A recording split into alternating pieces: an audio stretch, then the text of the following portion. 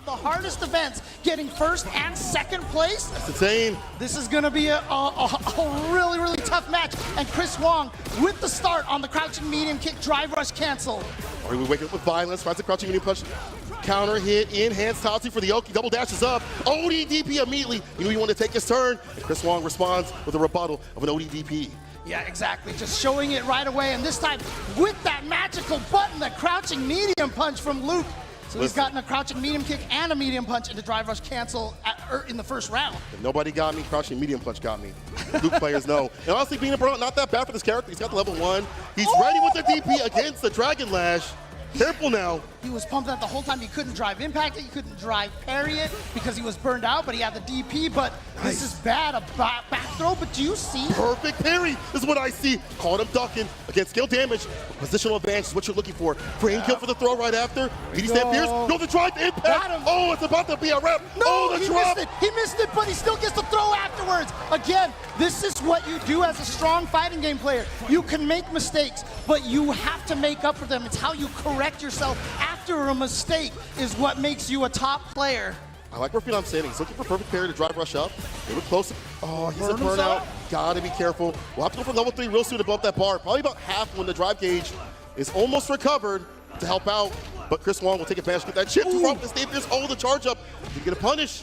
No whip punish right there, but here we go. Delay on that standing heavy kick, trying to bait Phenom into pressing a button.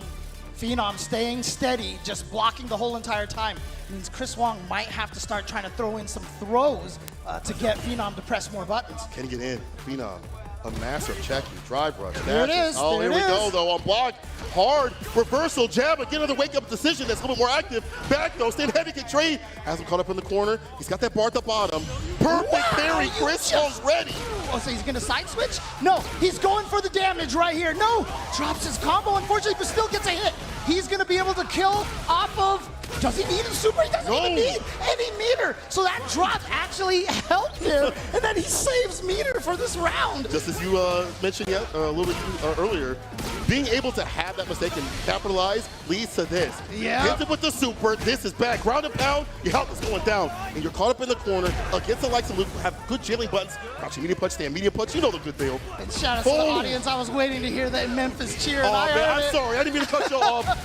Here's the super. Oh, here's another one. Level 3, on CA, so you can't say the usual Oh, it's stuff. true. Yeah. All right. So there you go. Both of them have spent their level 3s right now. As you can see, as a result, their lives are pretty even. But Phenom, of course, with a little bit more drive gauge, which is why Chris Wong playing a little more defensively right now. He wants to see if he can build it up. And now he has the advantage. Punish counter. Get the pickup here, light knuckle. Chaser for the Oki. The that's what he's looking for. When you grab your demons, beautiful punish from the side of Chris Wong. First game to him, and it's a longer day.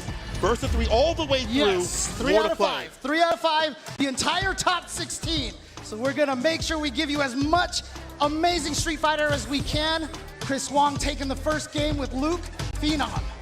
You see right now, he's just thinking about things, trying to figure out what went wrong at the end of that match. He obviously took round number 1, but Chris was able to come back. Yeah, this is the perfect turn, I think, routing back the momentum continuously, being able to have a call-out. They played each other when Phenom went to Japan for the Fave Cup stuff, so I know that he has a real tendencies on both sides, but Chris Wong interrupting with the stand medium punch, target combo on the mark, perfect parry in the gap, and just like that, you probably see a side switch here. Yes, sir, Dragon Lash, enhancement, stand fierce, fist to face from that corner space.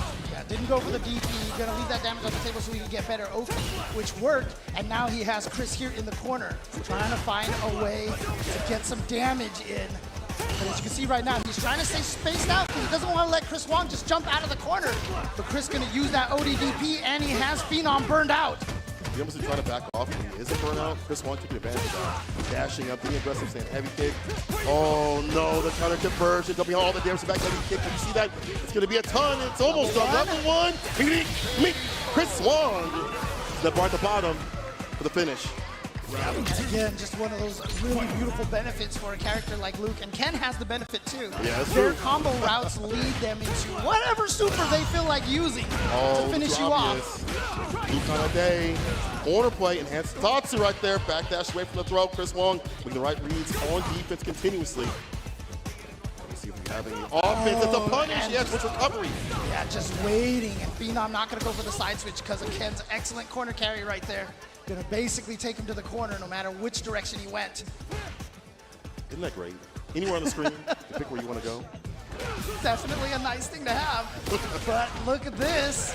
Here we go. Goes for the frame kill right there into the throw setup that is intended to whiff right there.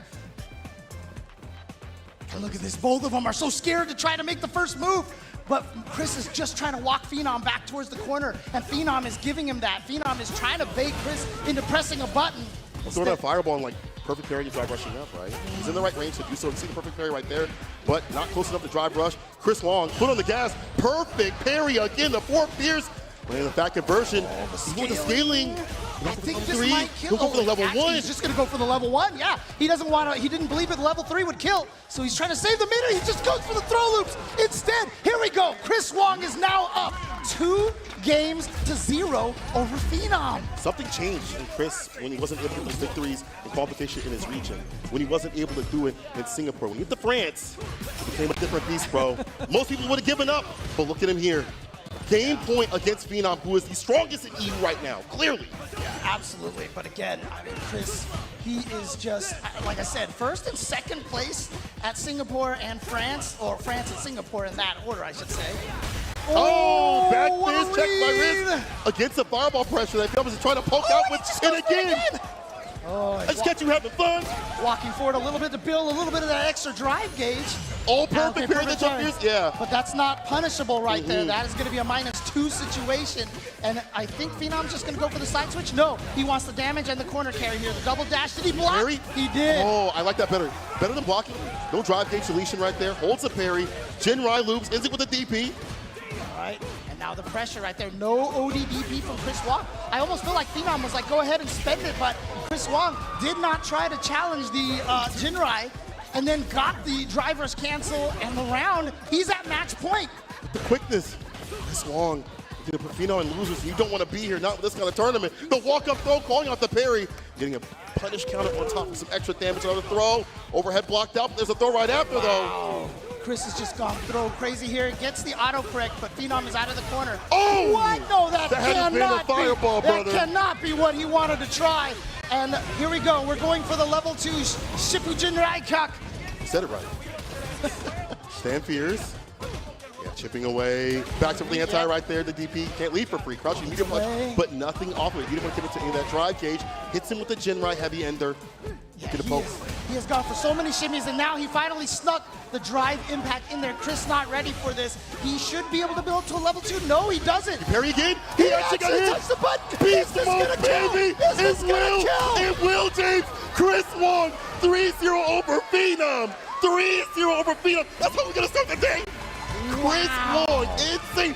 Rank up decisions have been absolutely perfect. Whether it be parry, whether it be waking up with supers, whether it be waking with ODDP, Chris Wong is ready instead.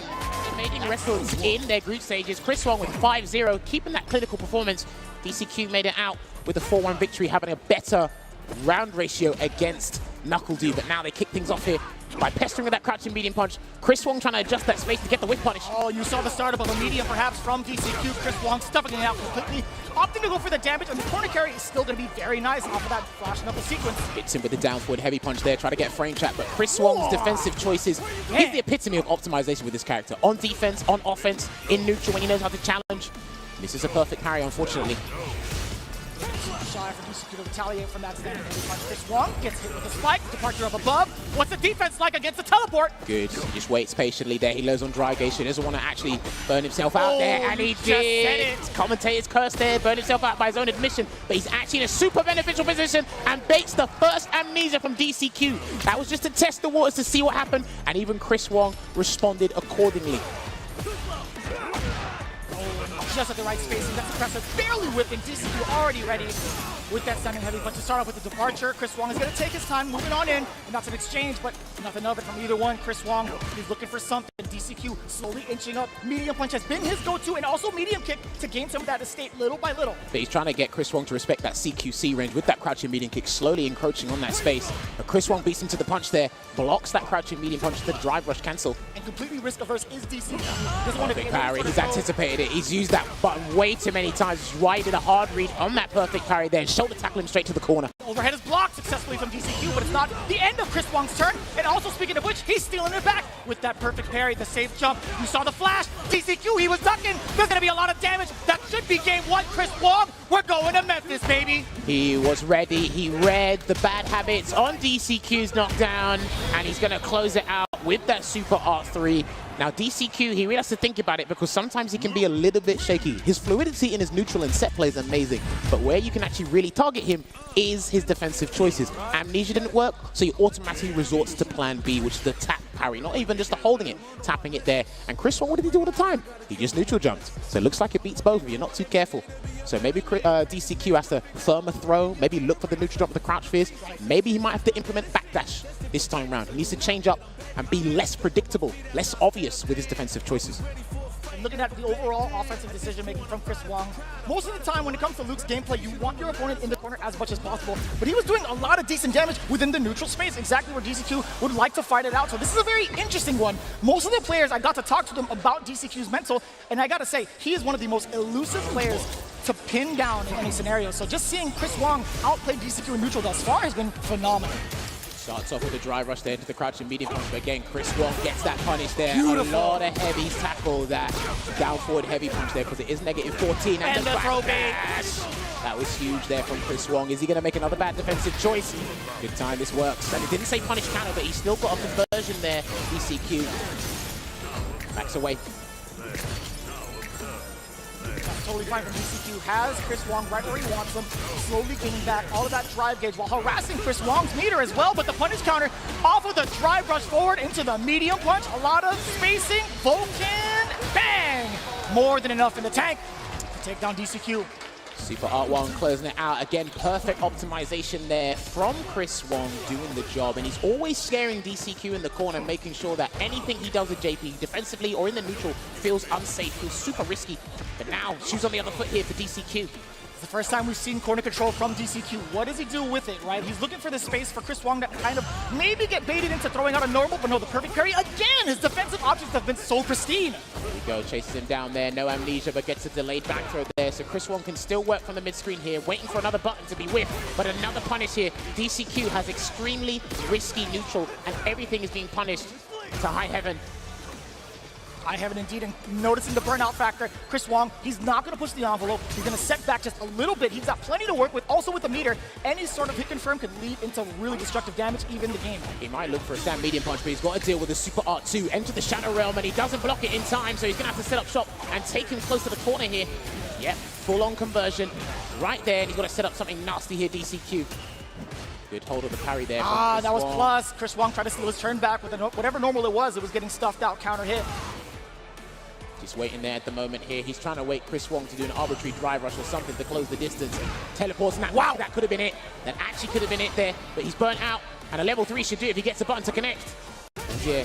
And instead, it gets DCQ mid-air trying to jump away, but it's a Sandblaster just clipping him in the wings. So Chris Wong, either way, any sort of block string while in burnout could have led to significant chip damage. It would have been death either way because he had level 3 in stocks. That's 2 games to none for Chris Wong. But the biggest problem I've identified with DCQ at the moment is in that mid-range, he started pestering with the crouching medium kick to try and harass and make Luke panic, basically. But what Chris Wong has identified is, I'm not going to whiff normals that are super risky. Right. I'm going to use crouching medium punch, but then when I identified that this is what your strategy is, I will actually risk a perfect parry. And because he's tapping the parry and it's in neutral, you're not going to get there with the strongest normal that you want to, or even a knockdown for JP at that time. So DCQ's probably going to have to be a little bit more aggro. He probably doesn't want to do that. He might need to risk something, maybe play a bit more zoning game. Right now, Chris Wong has actually got him in the palm of his hands. He's made this whole cup thus far his stomping ground. He can advance to the winner's final. It's really up to DCQ to turn up the heat on offense, but it's so difficult when Chris Wong is looking for every single option via projectile. Yeah. That's who's going to be everything for DCQ. Forward throw, He's willing to Double risk setup. a down forward heavy punch, even if he gets punished, just to get that knockdown. Oh, that is Generates some significant. space. Yeah, drive rush cancel. Try to back off there, baiting a throw bait or even an amnesia. And you can see the priority for Chris Wong, right? He wants control just in case DCQ wants to jump out with a normal and also build up that drive gauge jet again for possibly an approach with drive rush for DCQ a little bit more active. No perfect parry there on the charge. Heavy flash knuckle. There's a crouching hard punch anti-air because we seldom see Chris Wong go for that jump. And when he does land it, it pays off big. Still trying to get that drive rush cancel. And this is what we were talking about. This is exactly what we were talking about. He's got to be careful and try and harass him with the Too normals. far for the overhead attempt. DCQ making it hurt. A lot of damage inbound. Set him back near full screen in the mid-range too. Yeah, he has to respect that departure.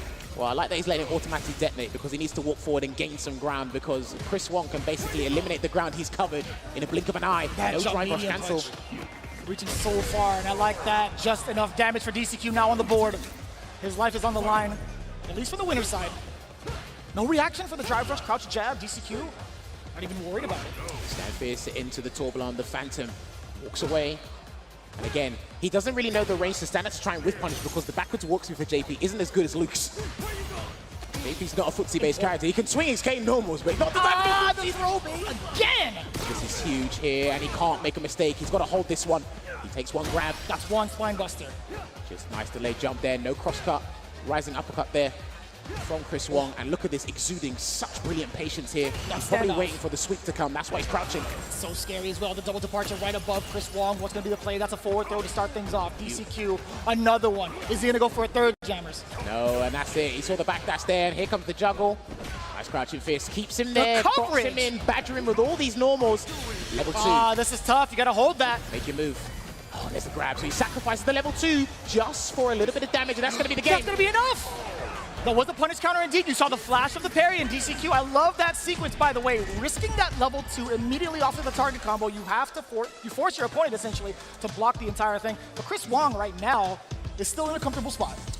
But in some departments, DCQ might have to boil things down to chance. He might have to actually walk himself to the corner, bank on a perfect parry, or even a throw of some sorts to gain that ground and put Chris Wong in the corner because he needs to limit his options there. But the round start, drive rush suppressor does its magic. And this is what I'm talking about. He needs Chris Wong to come to him and turn it around. Almost got the drive rush. Fortunate for DCQ.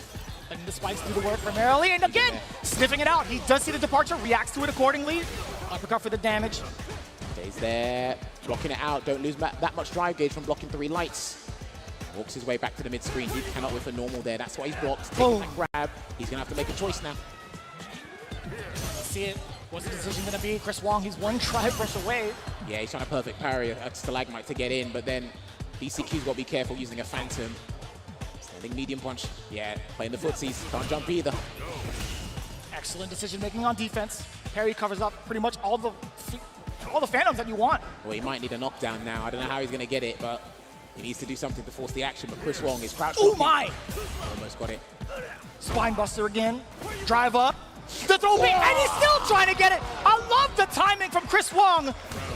Baiting out the throw again against the machine. DCQ, a little bit of faulty errors on defense. Made him grab hot air there in that round, and it's already match point here for Chris Wong. No conversion there from the punish counter stand medium kick. But again, the patience that he's exhibiting to us right now against the purple haze in the neutral has been absolutely phenomenal thus far. Gets a punish counter throw. He needs that because he was looking for the button instead. That's what Chris Wong's parrying for, so he might need to do the audacity to have a walk-up throw. Sandwich him again. No, faking out the Phenom. Chris Wong, no reaction to that. Anti-air, yes sir. Set up the double-double again. Jump away, he's gonna try it. Yes, the That spike works. saved him. It was And still active. he's still got a Lavushka to work with. He did build level 3 in time, but if he can close this round up by preserving his meter, this is gonna be brilliant. And that is a punish. That was -6 on block. Oh my! DCQ, this is an excellent position for him considering the meter. He has 3 to work with. He could let off a level 2 to get all the momentum in the world off of a knockdown, but that's the big objective. He has to get 1 hit to confirm off of. But it's way easier for Luke to get that conversion or even force some sort of action here to then force DCQ to make the defense, and he needs to preserve that meter as much as possible. Meter level 2 activation, gets him with a Triglav. Just backs away at the moment here. Chris Wong just waiting for that one opportune moment to run in, even a jump. Yep. A neutral jump instead, no forward jump. That's 1 at least. And there was a Phenom, that was a fake Phenom at that. There's a jump, and he got the accidental throw there, regardless to catch DCQ off guard. And Next so hit. tense. Ooh, this is gonna be huge. Is he going to convert to level 3? He can save it. He's going to save it right now. Peppering with the lights as well. DCQ maintaining that defense, jumps out of there. This is going to be significant for Chris Wong because he is in the corner now. DCQ could deal out just as much damage, but his projectile game won't be as effective from this close. Look at that. You see the tap parry there trying to snuff out the crouching immediately green, another button there. Oh, and it's boy. Gonna hit, and it's going to burn Chris Wong out as well. He's going to set up something nasty here, and he really needs this round. The overhead connects, but it's fine. Dashes up and gets the dissipated on the departure. He's backing away here, still has that level 3. One button into level 3. He might be looking for the stand medium punch into level 3 there, Chris Wong. And DCQ knows it as well. He can't afford to let any normals whiff. He's trying to get, that was way too much. This is too much. He's going to burn him out. He will burn him out, and he's going to have to deal with this, unfortunately. He's still got level 1 to work with on the defense here, but he can't jump forward. It's too much of a risk to try and get that read. There's the check. He's got level 2. 8 seconds, by the way. He's going to activate level 2. Level Yes, 2. That's going to hit him. That will hit. He's going to get the full No way. conversion. That's fine. Oh, no. He's going to hold this. That's going to be it. Oh my God! What happened with DCQ? He done the trig lab way too early because Luke was too high. And I understand it because anybody would have done that. He done the hard part. He got the level 2 to react to the Sand Blaster, and then he tried to. The interesting thing will be is if Uma wants to use the Fireball, how will Chris Wong try to respond? Because he doesn't really have a projectile tool outside of level 1. It could be parries instead. We've got to test Uma's reactions as well towards Drive Rush. We saw Chris Wong try to do that there with the suppressor, but already getting hit by a Fireball. Stalls up again.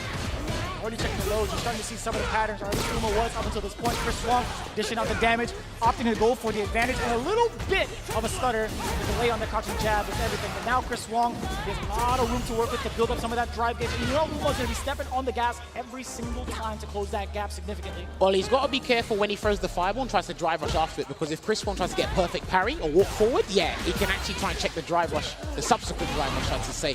But he gets an abundance of damage there into the backdash, but no punish there from Uma. Oh, okay, that worked. That was a juggle. Okay, impromptu juggle there. Wow. I've never seen that before, but it worked. Improvised, worked out. And he misses his, he missed something. That was an execution error from Chris Wong, and he's not happy. And you can tell on his facial expression when he makes an execution error. That's the second time he's done that on the big stage, by the way. Even within the top 8. Good, okay, trading with the Fireball and then the chase down there into the conversion for the level 1, which puts Chris Wong in a dangerous spot, unless he has other plans. Who's more dangerous, the person applying the media or the person who's loaded with an OB? Maybe Phenom was right all those years ago. He was. I still think he was. He is. Good block, and he anticipated it. He probably tried to bait something else there, but Uma thought he was looking to do something else. That's why he went to the anti-throw tool. Oh, man, that was such a sharp angle. Couldn't get the uppercut. He's not going to drive reversal. He can't, and he did a delayed jab. He was anticipating that, understanding the situation, awareness, and he will catch him. You thought you could let the Fireball ring with a level 3? If there's anything that's anti-Fireball, it is definitely that. Well, he's still alive here. What's the risk going to be from Uma? He's still in Feng Shui, by the way, so he can take advantage of this, but it's about to completely dissipate. Backs away. And he's low on drive gauge. No resources left in the tank, so he goes for a dive kick instead. And he's trying to avoid the chip. He was trying to avoid a chip scenario. And Chris Wong, I'm telling you, his situation awareness and understanding when people want to do something and bait something from him, he's not biting, man. I'm telling you, so difficult to fish out of the sea. Had Uma gone for just anything on the ground, he would have gotten OD uppercut for his trouble, and he possibly would have died from chip. Takes the grab one time, walks into the Fireball there, playing it safe, gets a punish. He's been actually handling those Fuha stores really well. The Tensen Renantia. Great control thus far in the corner from Uma. Okay, he gets a drive reversal. An offensive one at that as well. Keep him marshaled in the corner. You gotta be careful with whiffing some of those buttons, man. Chris Wong is pouncing and ready. He'll burn himself out if he has to. And I like the presence of mind for Chris Wong just to throw out some of the sandblasters while Uma created space after that roundhouse. But now, again, the big risk paying off. These have been out of character uppercuts. They've actually been successful thus far. I'm not gonna lie. I'm not used to seeing Chris Wong play this risky, but he doesn't want to be trapped in the corner for too long while his dry gauge is still regenerating. Checks him out. There you go. Safe cancel. Perfect. Gets his through. Oh, and he got it. How often have we seen that? We've seen Nephew do that a couple of times. And that could have been the round. That was it. Uma did not commit to the rest of that string. That was a counter hit as well. He's got a guess for game, and he blocks. He's still got level 1. Yeah, I don't know if he's going to try and do that level 1 against a Sandblaster again. Chris Wong is highly attentive towards that, and this is what I was talking about. No, but he didn't get the last bit of it. Uma saved by the grace of Jerry's Fireball. It crept up on Chris Wong. Despite Jury getting blasted, that's still going to be the round for Uma as it crept up. If you cannot tell me that was not fortuitous, that was not a happy accident, the best happy accident we'll probably get at the tournament, I don't know what to tell you, mate. How about that? Falcon Blast not doing its duties because one of the best fireballs, one of the slowest fireballs, saving the day for Uma. Chris Wong now, he could be belligerent here. He could still be calm, stick to plan A because he didn't play bad in that set. Not at all. It's just that fate was not in our hands. The game just had other ideas. Sometimes the game wins for you in that moment. It's not in your control anymore. Sometimes you can play well and you could still lose. Stores up. Again, that fireball hasn't been the bane of his existence, but it's played an integral part thus far. Speaking of which, back-to-back punish counters from Uma, making the right choices. DI, wall splat. Big damage here for Chris Wong. Is he going to uppercut again or leave it? No, he tried to escape this time round, and it's still not working out. He's going to change up the option. Takes the ground. Also checking with the heavy punch in case Chris Wong tried to leave again with movement with the perfect parry. Got confidence to even do that. What he was doing against DCQ before, and he tried. That's not what he wanted at all, but it's totally fine. It put him in a very awkward situation. Now Uma, Chris Wong does get the big punish counter. Tencent Rin close to burnout. He's trying to chase him down as well. Yeah, he tried to cover his approach so he can actually try and burn him out with a button instead. Didn't quite work out. And now Chris Wong's being slippery. That was such a bad fireball. That was an unfortunate fireball. He thought Uma was going to stay feet firmly planted on the ground there, but it didn't work out. Not because of the intensity of the situation.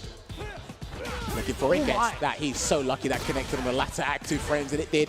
No charge on the light flash knuckle. A little bit too close to the corner. I totally respect Chris Wong trying to go for it anyway with the light flash knuckle. Could have maybe changed it up with an uppercut for the damage, but either way, damage is damage. And speaking of, now Uma, he tried to advance a little bit. Got to wake up with an option here and then gets the grab. Uma hasn't done a DP yet, and he's going to actually go under the Sandblaster again with the Super Art 1 and chase him down because he has to stay hot on that drive gauge.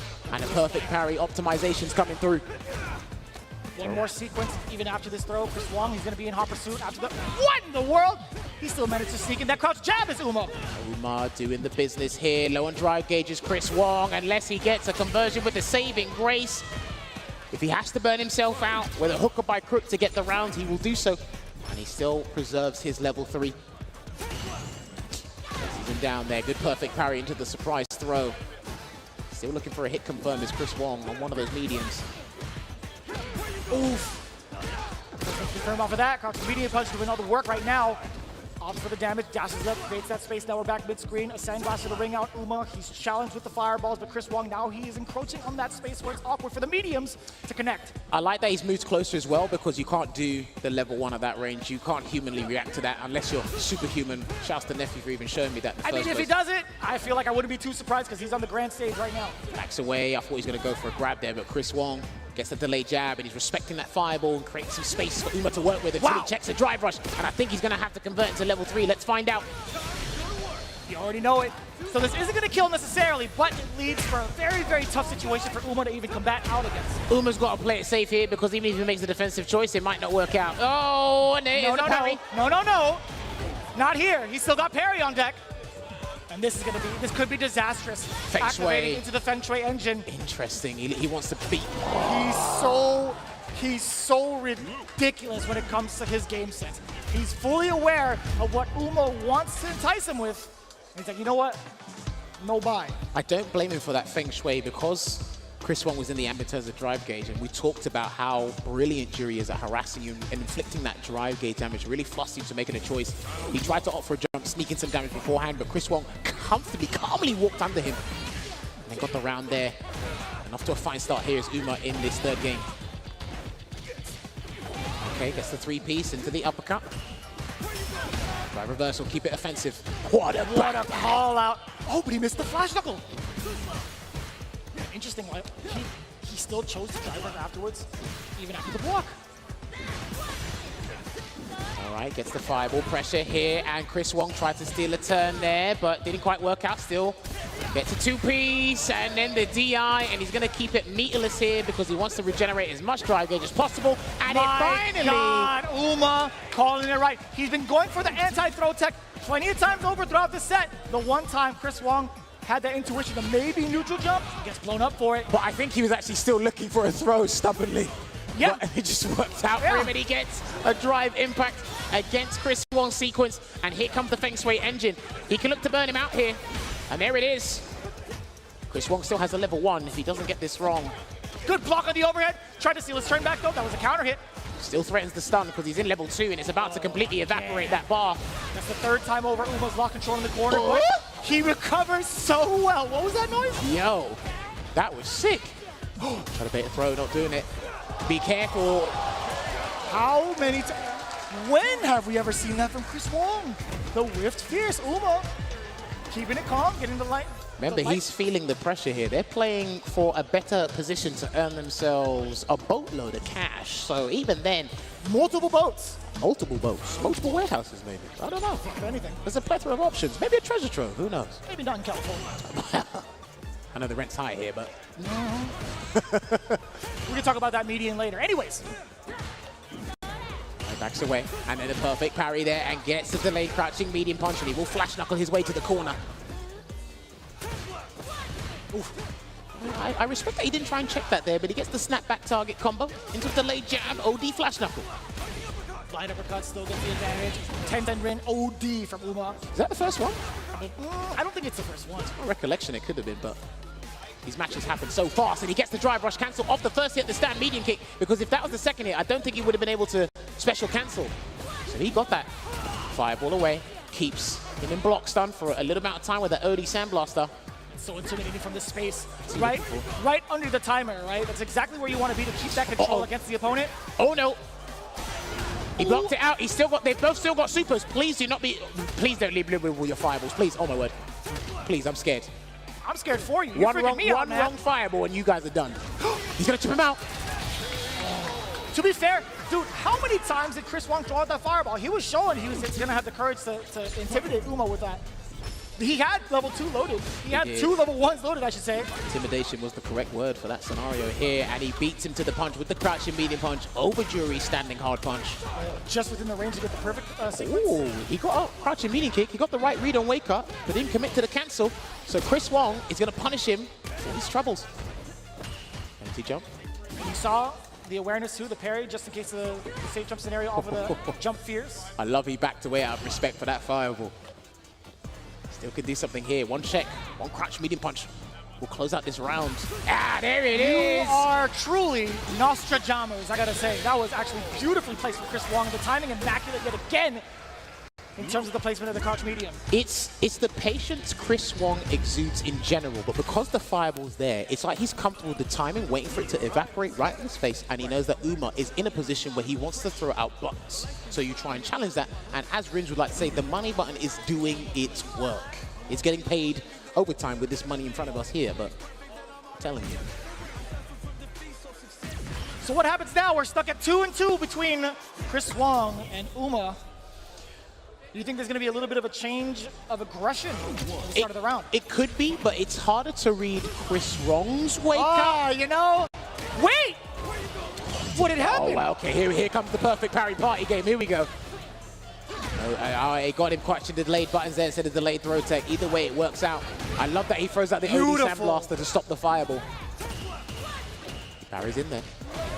Staggered pressure here. Chris Wong, make your choice. And he's still blocking it out here before he has to take a risk. Perfect parry. Side switch? No. No, he's going to go for the damage. He usually does when you watch his YouTube clips. Well, now we're in Capcom Cup. There's a lot of money on the line. Wow. Oh, is that? That's -3 on block, so he's fine at that range there. Luckily, he didn't go for an immediate tap parry after that block roundhouse. And that was the beginning of it too, so it is cancelable. He should have burnt himself out and gone for the level 1. I hope he doesn't rue that decision. Oh boy. Chris isn't flinching. Boy. Still low on drive gauge. Here's Chris. He's chilling. He's looking for a moment to cancel. He's Uma super building chilling. his gauge right back up. The dash! She moves so quickly that if you blink, it's pretty much over and done with. For one of the fastest dash speeds in the game, taking full advantage of that. I don't think we've seen that option up until this point. Boy, it's good. Ultra David talks about all the time. Glad that the high-level players do not get caught by suppressing that fashion anyway. Well, it changed my thought process. Wake up the late jab. Nice recovery. And then no Feng Shui, but he's going to use the OD projectile as a barrier to close the gap. But Chris Wong needs some space, and he jumps away with the jump medium punch this time. How's he going to activate Feng Shui Engine? Gotta be after the next block string, perhaps. That's what he might be looking for, but he wants to burn out first. There, he wants to burn out. Now he might try and go for it, unless Chris Wong wants to burn him out. This is a tough spot. Even for Uma, I think it's going to be just fine if he gets that Feng Shui first. Just out of range. The perfect punish counter cross medium punch bringing out. It's time to take him down to Memphis. That was precise spacing on point, and his reward is his drive gauge was completely refreshed to allow him to get the conversion necessary to put him in the driving seat, to put him in grand finals winner's side, and he starts off firing on all cylinders. Oh, he dropped it. Final Uma. game, final round for both. The pressure is No, on. that Uma. was too expensive. That was such an extortionate amount of meter, and he's going to activate the Feng Shui to make amends. And he's going to block it out here. Yep, he's going to block everything until the necessary moment. I saw that perfect parry. That was sneaky. That's, man, it's so scary to even try to attempt a drive reversal against the Feng Shui. Punish counter. Feng Shui no longer a factor. The backdash read. He dropped the flash knuckle again. That was huge because Uma has actually got him in a conducive spot here. Just take some big risk. Tried to take the big risk with the jump. Didn't quite work out there, and that could have been, oh, that didn't look punishable. But the back throw here, Chris just needs one buffer into level 1. And you saw him buffering away already. Let's throw. He needs to close. He needs to keep him close. He can't throw him again unless it's in the corner. It's that medium punch, no super. No anti-air either. The intimidation factor is there, Uma. He's still trying to close the gap against Chris Wong, still in burnout, not until this moment. The dry gauge is back, so he's going to look for another cancel instead. Blocks it out here, staggered The lines. defense from Uma. The perfect parry. Feng Shui. We got to go into the Feng Shui. Right. Coast to coast. He has to play it safe and go for the safe jump. Do not try any gimmick. Just do the safe jump, please. Thank you. There he goes, still applying the pressure. Blocks the fuzzy. He didn't commit to the dive kick. He's still alive. Can he tip him out? And there you have it. Uma with the tip sequence. Very different this time. This is the money match right here for sure. Within the top 3, no doubt. Here we go. It's losers finals. Chris Wong versus Gachikun, game 1. Chris Wong might play this a little bit different as opposed to what NL was doing there. He might walk in that medium range and then get the cancel. So Gachikun's button choices up close are going to be significant, and already pops out an OD spinning mixer, but the overhead gets checked. God. Yeah, these guys are going to be fine on all cylinders. And you already see it, the hammer of justice pounding away the damage. Get hit with the bonk.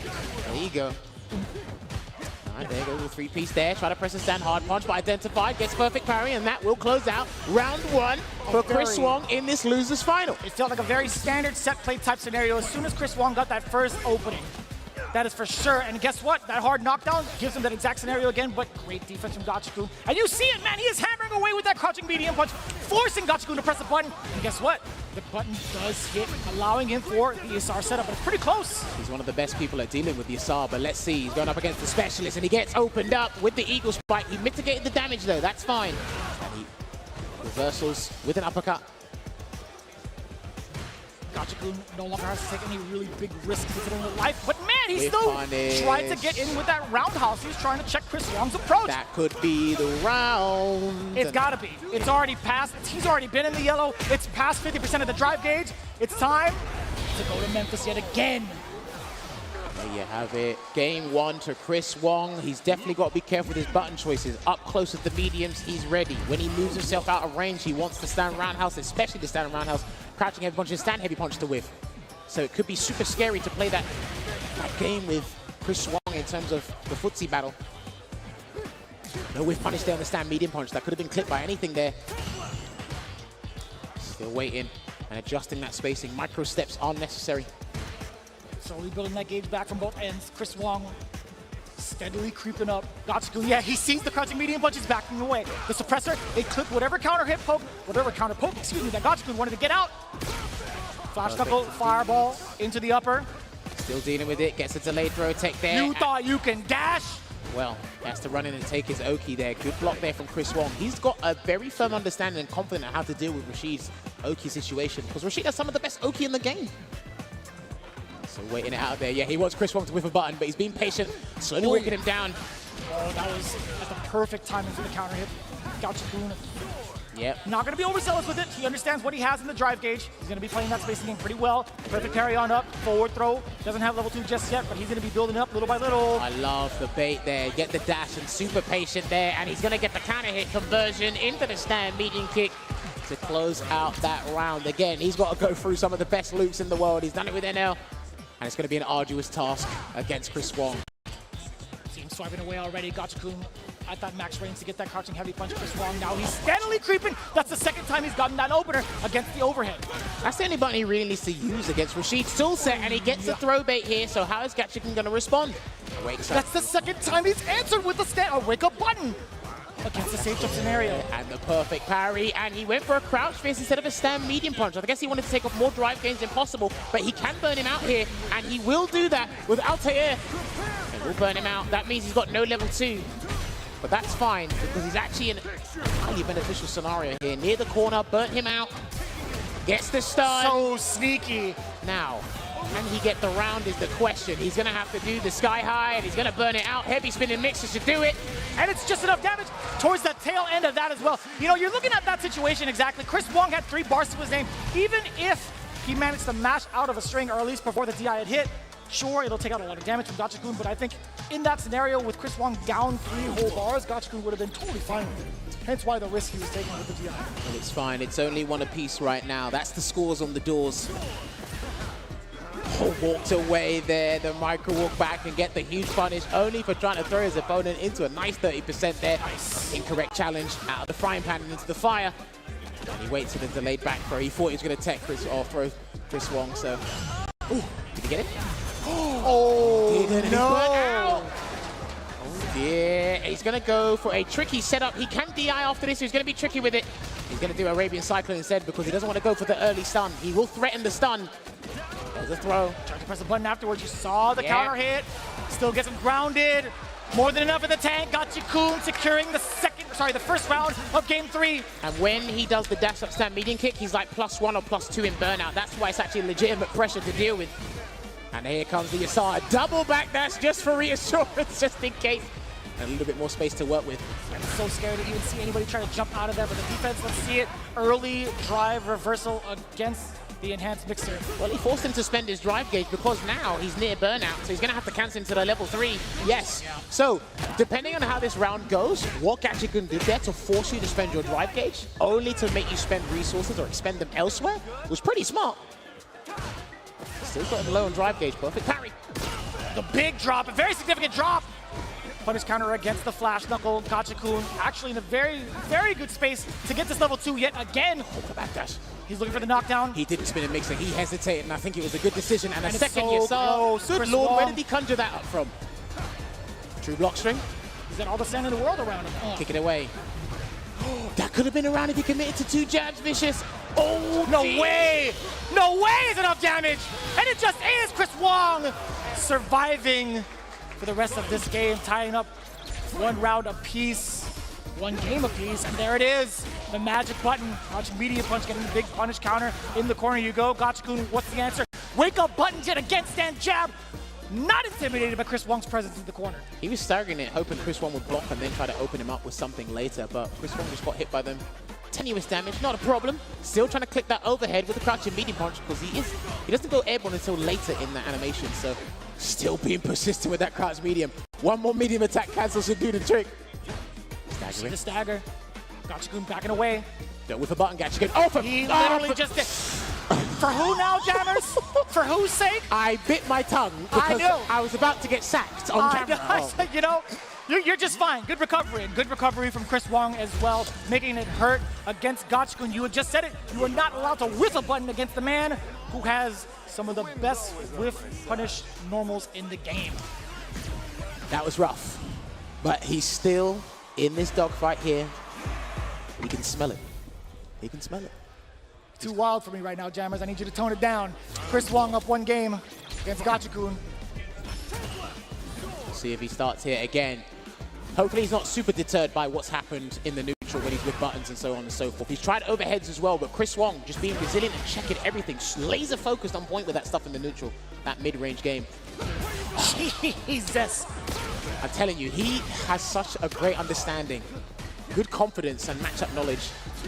Oh, the low forward actually pays out. Still within range. Chris Wong maybe thought he could advance forward. The overhead meaty enough to get the link off of the stand jab. Yeah. OD rings out.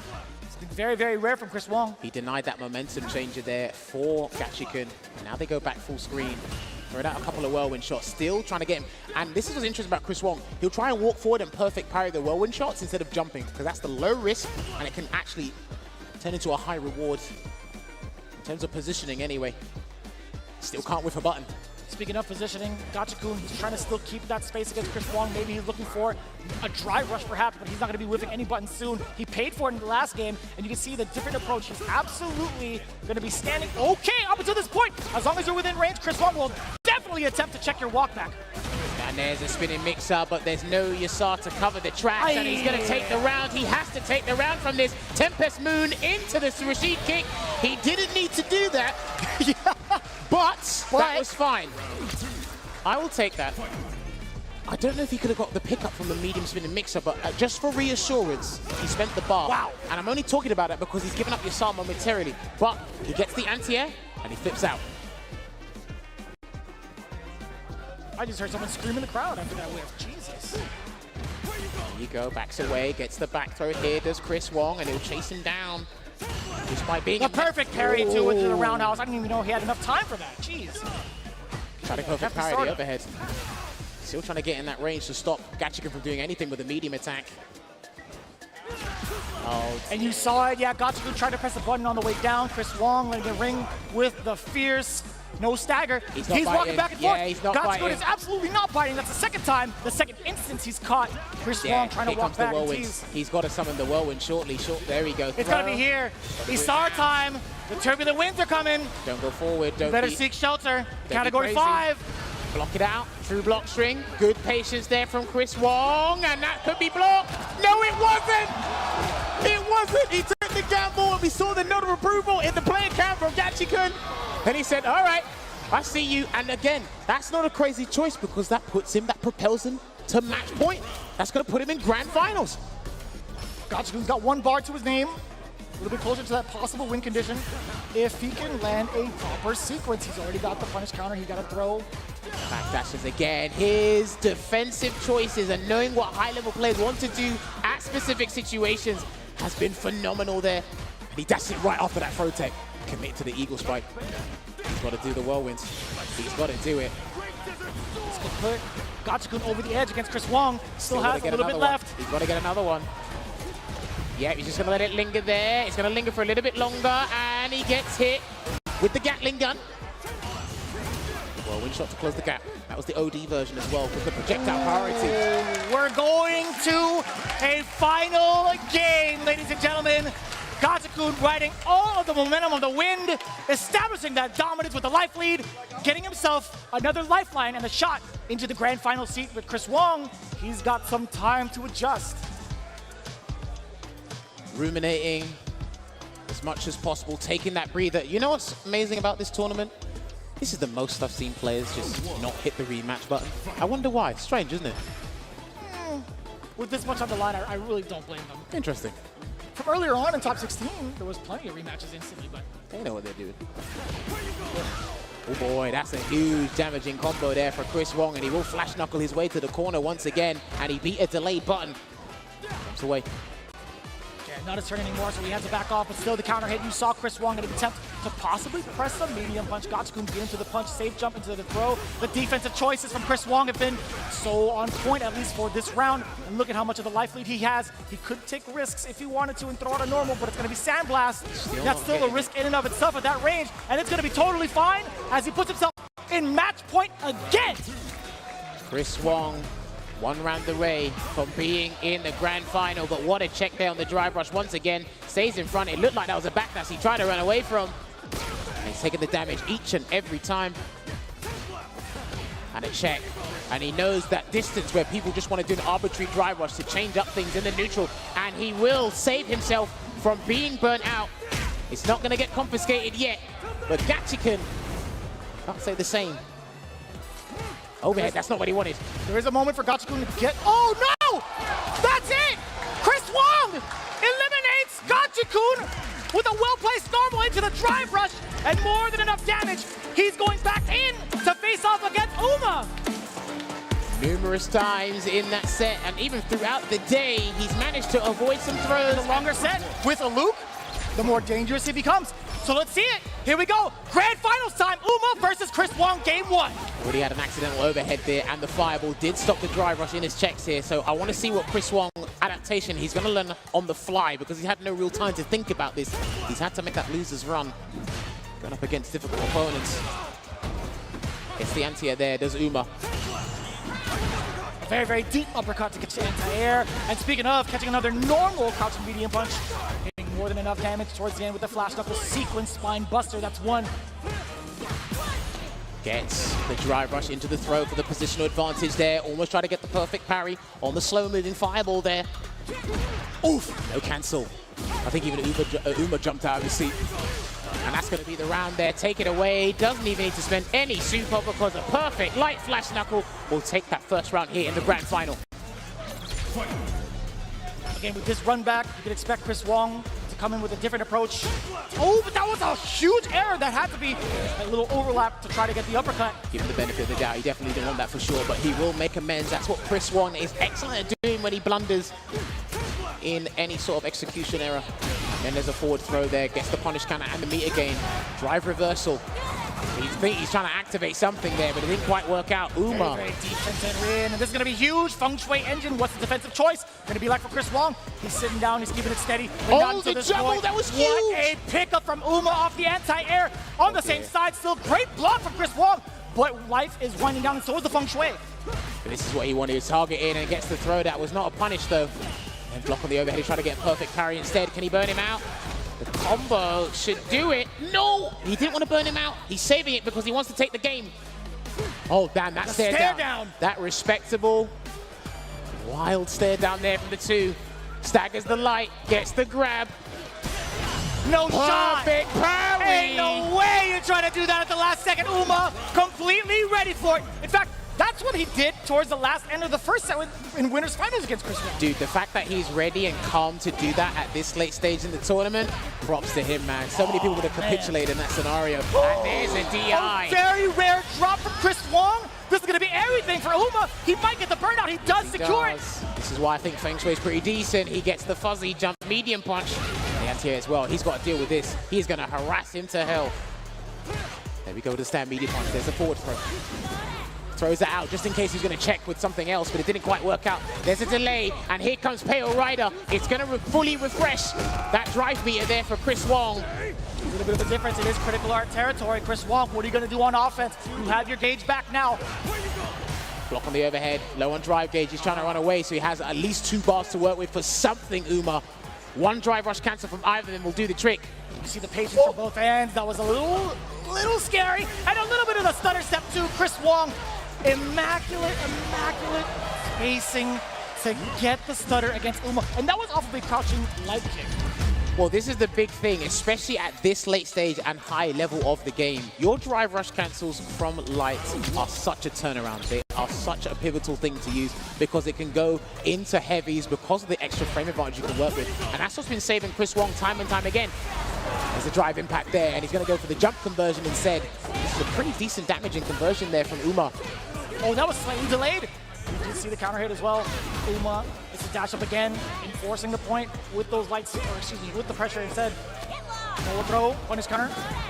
Uppercut. No! Well, okay. he still got it. That was actually so slick for Uma to go for the crouching heavy punch anti-air. Nothing too committal with Tenzin-Rin, right? Because Chris Wong had the option to go for the air flash knuckle. Slowing it down there, throws out an OD fireball in the neutral. Chris Wong still trying to do it, and that looked like crouch fierce drive rush cancel. I think that was the button I saw. There's a delay, blocking it out here is Uma, trying to get out of the corner here. There's a neutral jump. He's got to be careful as well. Still holding it down, trying to find a drive rush cancel in some way, and luckily the Stort stopped that. But Chris Wong capitalizing the whole scramble. Very deep, and that's it, jump with the hammer. At the same time, so deadly. Respects. And the counter DI for the round. That's going to be brilliant, and we've got to give props because the prior sequence, he actually allowed Uma to get a regular jump, but he thought he was going to do something else like the Shah was doing earlier today, and he was able to block it out and get punished before he had to do that counter DI interaction. Very high-end risk from above. Let's see if Uma ever goes to that tactic again. In the meantime, let's take a look at Chris Wong and the way he's controlling the... Oh, what in the world? You react to the flash knuckle? Oh, that was beautiful. That was actually beautiful. That, it was beautiful, for sure. So was that. Perfect parry, puts him in the corner, can burn him out. And that's why he's trying to avoid getting burnt out. You're gonna have to make a choice, do it on your own volition. Oh no, never mind, Chris Wong's gonna do it for you. He's gonna confiscate your drive gauge with the eraser. And he's gonna get a nice little Oki situation here. Back What a read defensively. It's gonna be the feng shui engine. Let's see what Uma can make out of this. The corner carry, Safe jump. significant as well. Oh, No. yeah, that was hot air. He didn't have anything. He didn't have any sword. Zero Fukaji to the tank, and also 0 life left. Chris Wong with a dominating 2-0 thus far. Well, I wouldn't say dominating. That was actually pretty close in rounds as well. But 2-0 nonetheless for the side of Chris Wong. One more win for him will reset the bracket, but we'll see if Uma has something to say about it. But what does he do at this point? He's actually done all he can, but again, the damage disparity between these two characters, it's not night and day, but it's something close. And sometimes you have to overextend to even force a Luke player to be galvanized into doing something they don't want to do. And Chris Wong, his mental fortitude right now is amazing to see. Let's see if Uma can turn this around. Stand fierce into the drive rush, cancels. And he will get that flash knuckle conversion across the screen. Ooh. Tries to bait something there. I love the high-level players doing drive rush cancel into specials, even if it helps level up something there. What a snipe out too with the heavy. Chris Wong immediately seeing green, immediately passing out into red for Uma. A lot of damage coming in. Yeah, he's gonna be facing that this as well. He was looking forward to that fireball. He was trying to escape, but that roundhouse chase down after the drive was sneaking in the drive impact as well. 10-cent Rin. What are you gonna do about it? Backdash there, and he didn't do the jazz, but he gets a second chance, and that missed. The heavy release missed, and that's gonna be blocked. That's gonna be parried. Even more so. Uma with the retaliation on the board. First round of game 3. Oh, Damn! I like that. He immediately stopped the momentum to stop the drive rush, check on the crutch, and medium punch there from Luke Uma. And again, dashes into danger. And again, trying to go for the anti. They haven't been working against Chris Wong. I noticed against Chris Wong, they haven't been working, and he tried to make amends, but it didn't work out. And Chris Wong is going to build an abundance of super meter here, but he's going to do a safe jump instead and deal with this the honest way. Oh, wow. I was going to ask, does Chris Wong force the critical arc out of Uma with the drive impact? No, instead, still manages to clip him. I was talking about in the corner, right? You have a character in Burnout, you have such a significant life lead, and there's a critical arc stock. I was wondering if Chris Wong would have gone to that decision. But either way, that's all said and done with. Into the next round, Uma still sitting at 3 bars, Chris Wong at 2. Great defensive sequence there from Chris Wong to regain the drive gauge lead here, and he's just waiting for anything, some movement to react to. Rotic again, almost got the drive rush light punch there, didn't quite work out. I see Men RD do that a fair bit. He was talking about that earlier in the hotel. Excellent anti-air. Got him. But even more so, excellent reactions against the drive rush medium punch coming in from Uma. That's not what he wanted. I'm not sure if that could have been punished by a light attack. But Again, anyway, he went to the well either way. Chris Wong making sure it hurts the next time around. Dear. Speaking of making it hurt. It's getting a bit scrambly, and he's going to get punished, and he's going to be burnt out here. So his drive gauge will be suspended. Are the nerves playing a factor against Uma? Let's see if he's going to use a super to get out of there. Chris Wong's going to do death by 1,000 cuts. He will threaten that stun. It is a low-hanging fruit. Waits That's there. it! The Spine Buster! Ladies and gentlemen, we are going to a reset! Chris Wong resetting it in emphatic fashion, 3-0 against Uma. What are you gonna do now? That's the question here. Taking a sip of the water, staying hydrated. Stay hydrated, gamers at home. That is super important here. I think even because it was 3-2 in the winner's final, that could have gone either way. I think after that point, he said, okay, I know what I must do if I get my potential run back, which that has come to fruition here. Dominating fashion in this first half in the grand final. So this is our final 3 games here at Capcom Cup 10. Somebody is earning $1 million after this first of 3. I am so glad we are commentators because I would not want to do this. I felt under pressure the moment I walked through the door, Jammer. That's why I'm not a player. So, let's see. The beginning of the end. All tied up again. Losers bracket for both here in the grand finals. Uma now brought down to Chris Wong's level. Let's see if he fires on all cylinders right now, and he goes for staggered pressure here. Loses a lot of drive gauge in the process. Or something, and a hard read there with the jump. He wasn't doing that in the first game, and that was a read on the Sandblaster for sure. And I saw a backdash there from Chris Wong that gets punished. And he's going for all the OD moves there, is Uma. And look at this. Got to bait something. A huge difference in aggression. Chris Wong not ready for it just yet on defense. And this is going to be great. You know, Uma, he could take this damage. But what happens after this situation with the advantage on knockdown? Excellent defensive choices. And the punish counter. You know what? Either way, if it was a fireball or not, even in normal, Chris Wong didn't have enough life to retaliate with a TI of his own. Well, Chris Wong reeled back in his seat because I think even he was surprised at that choice that Uma made. But he's got to switch things up. And boy, has he done it. And delivered in spades in that first round. Get the crouching medium punch there. He's looking for the conversion there. It's Chris Wong, but Uma's making him block, so he has to change his mind. Suppressor didn't whip. Oh, the uppercut. No slam dunk there as well. Walks forward there, and then walks undone. No punish counter, but he got something to work with. The punish counter is there. Another, actually, he's going to back away. No big conversions. Thankfully for Uma's sake, to walk out of the corner without any big damage. You get all the real estate to work with, so I think it's the safest and most conservative choice. And here comes the Feng Shui engine again, and he lets it rock, the delayed hit. Oh, that was a counter hit. Was that delayed from the side of Uma, or was Chris Wong just really adamant about pressing the button? Let's go for a safe jump there, either with the jump medium kick. Throws in the fireball to cover the entry. Still not throw teching there as Chris Wong. He's not panicked yet. When he starts throw teching, he'll panic. He's holding it down here. Uma can't take an action just yet. Chris Wong knew that. That's why he's trying to make sure he does as much drive gate damage as possible to keep him in the amber. But all systems go with the green. Just weighing it out here. I think for either player, any single hit confirm can lead to destruction, and Chris Wong is threatening that with that exact crouch medium punch within the space. He's threatening the ranges. Still resilient on defense, exuding that patience there, and there's a trade that was fine. We can take that, but Chris Wong might try to bait him into doing a button and catch him with the second crouch medium. Let's find out. With less than 10 on the clock, we're gonna see some really antsy movement. Back throw. I think Uma's still got the lead, and now he doesn't. Yeah, he parried with 2 seconds on the clock. That was a very interesting decision. I'm surprised about that. Got Chris Wong the round. Good pressure there. Almost in burnout in 90 seconds here. It's Chris Wong. I know he's got 2 bars, but he's got to be very careful. He's got to make sure some sort of attack connects. No anti-air. I totally understand that because how Uma had delayed his dive kicks. I totally respect that decision from Chris Wong. And even more so, the buttons from Uma on the way out. On wake up. Now we got the low forward. It's time for the Feng Shui. Let's play indeed. Here comes the safe jump. Oh no, he goes for an empty jump instead.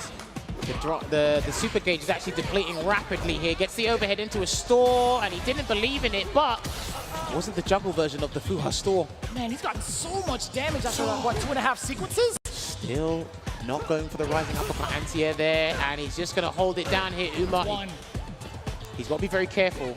Ooh, that could have been whiff punish from Chris Wong. Still blocking it out here. Lovely defense here. Doesn't get the perfect parry, but yes, I'd send him away as well. I do not want to deal with a Chris Wong with low vitality, and he gets through it. Wow, what a smooth criminal. This man reacted to the sandblast with a drive rush, and even more so, OD Tencent Rin for the invincibility.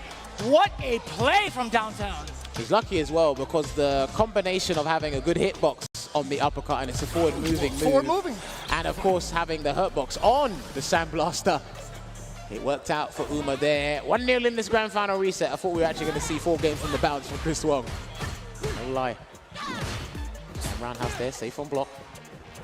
And away again, hits him with the forward fist. He might have to utilize that a little bit more in the neutral to kind of get Chris Wong to think about different buttons to use. He's readjusting his spacing because of that button until he runs into danger there. It will be the flash knuckle conversion.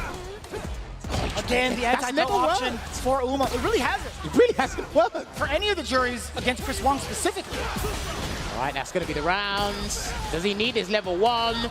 There's the Vulcan Blast. He puts 1 round on the board in this game 2 of the grand final reset here. There's Chris Wong. Damn, the mental stamina these guys have is ridiculous. I was just about to comment on that. Chris Wong still firing on all cylinders with the offensive sequence. Now you get the corner pressure. What's it going to be? Uma tried to maybe walk out. You did see the low get checked from Chris Wong with the full conversion. No, sir. No hammers here. All Tencent. Denied. And there comes the Feng Shui again. Doesn't want it to drive reversal because it'd be a low drive gauge, and he swatted him away like a newspaper to a mosquito. Takes it straight to the corner here. Lovely safe jump there from Uma. Drive reversal, keep him there. This is good. Forward throw. Even caught the backdash towards the end of it, actually. Challenges immediately after a frame advantage button there with the stand medium punch. Look at the spacing, yeah. Right under the timer, right? That's the sweet spot for a lot of the players to check the defensive maneuvers from the person in the corner. But the jump, oh he puts himself in there now. Man, the bravery after that. Walk up, stand, jab. What? Oh, a tick throw. Dude, that connected. It did connect. Crazy late there with the active frames of the stand like it. One hit from Chris Wong should do the trick, but Uma gets the hit first and he takes the round. And that was actually rather sneaky, right? After the stand jab, it was Chris Wong's turn to press a button, but I just don't even know what button it was. Or maybe it was too late because that standing medium punch shouldn't have clipped him as a frame trap. True. Moving on to the next round here, drive reversal on a sandblaster. Interesting. I guess he wants to space and store up as much as possible before he goes right back in. Drive rush in there. Wow, that was sneaky. That was so early. Well, these guys have actually been catching each other off guard a little bit with the really close drive rushes into mediums or lights. He tried to do it there, Uma. Charges up. I wonder if he tried to trick him into doing something, not sure, but he gets a punish counter throw anyway. We're going to see a Feng Shui engine soon. And he baits him with the store. Yeah, he baits him with the store. That's huge. And he's going to do the Feng Shui engine, and it looks like, all right, he's going to go for a different conversion here instead. Let's see what tricks he got. I know there's a stylist. What a throw tech. That could have been it. He's still in dangerous territories. No overhead, please. Nah, he's not going to do it. It won't kill either. Chris Wong, he's trying to perfect carry something to turn something around. But maybe if he can get in range of a throw and grab him, be sneaky, but he can. Forward throw. Man, the slow and daunting approach. Oh, no! And there was too far from that exchange and the pushback. Chris Wong thought he could get the punish off of a -8 situation. It was too far. I have to give credit to some of these players because they're doing certain projectiles or certain attacks from a very range where drive reversal, remember, there's still pushback on it, right? So even then, tried to punish, didn't get it, and the guys are ready immediately to try and get the button there. Spacing traps are very dangerous in fighting games these days. It's 2-0 to Uma in the reset here. God. Is the download complete? Will he have enough in the tank mentally to secure the $1 million, or will Chris Wong have the answer? Already aggressive, he dashed up at Uma's face with 0 reaction, actually, and Chris Wong not finding the opening just yet. He's been facing off against a brick wall thus far. If I was him, I'd go bonkers this set. Oh, Uma. I agree. He's got one game to play around with, but again, $1 million on the line, and he's trying, again, he's being a little bit more aggro with his choices. That is a little bonkers, and we'll definitely accept that. Run away, gets the air reset. Good awareness. I love the presence of mind to jump in certain sequences. Oh, okay. Gets the uppercut here, cancels into the level 1 to counter the tension GI. is building, ladies and gentlemen. Uma is about a strike and a half away from taking the first round. And yes, sir, we are going to get that stun. No, that was a crush. Okay. It was a crush, I'm sorry. Crush. Excuse me. Oh, and it finally worked! He got the one time he said, forget the jumping medium punch. I'm going straight to the only dive kick. He knew what risks were applied, and he takes it there, and he is on Capcom Cup 10 point. The crowd is cheering for him right now. Let's see if he has it. That's a counter hit. Sweep and not punished. Chris Wong sweating. Sweating indeed, sweating buckets, but he gets the conversion into the flash knuckle. Chase him down for some Oki here. I wouldn't be surprised if we see an uppercut from Uma soon to even risk it, but hey, I think he knows what position he's in.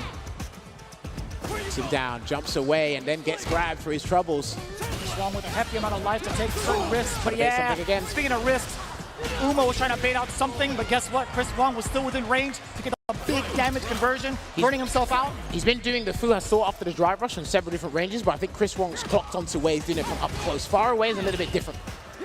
He's definitely identifying things as we go along. Whiff punish there with the forward hard punch. And it's so difficult to whiff punish that because of the startup and the spacing that he needs to take. Okay. Splurged a bit too much meat, and he will get punished for his troubles here, Uma. And it will be a level 3. And this is what's very good in the game. If somebody doesn't make use of their 2 bars they spent, you punish it and take as much drive gauge away as possible. Let's see what the choice is from Uma. Perfect carry! Takes away! Look at the setup for the Feng Shui engine! The corner carry is going to be so significant, and so is the burnout! He's got no resources, so he's going to play with the stun. He's going to set him up for a stun scenario. Let's see what he does. This full conversion. This is the game. He's done. I think he's done. That's it. It will be the stun. He's going to store up. He's going to finish the combo. And ladies and gentlemen, $1 million is going to be awarded to Uma. Nobody had him on the cards to take the cup. He's represented with jury. He's represented Taiwan. And he will be your first $1 million champion for Street